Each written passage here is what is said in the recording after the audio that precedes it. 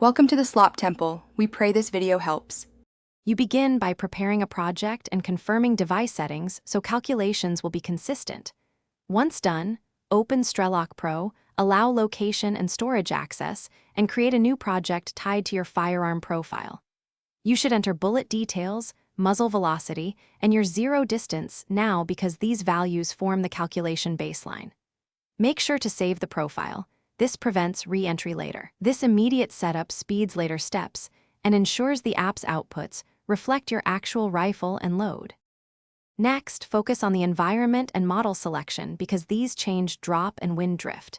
You will set temperature, pressure, humidity, and altitude either from GPS or manual entry. Make sure values are current before you trust the trajectory numbers. Then choose the ballistic model and enter wind direction and speed. Small changes matter at long range.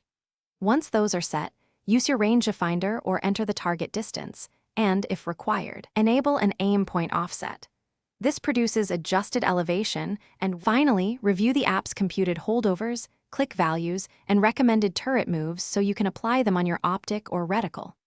Once satisfied, save the solution to the project and export or screenshot results for quick field reference.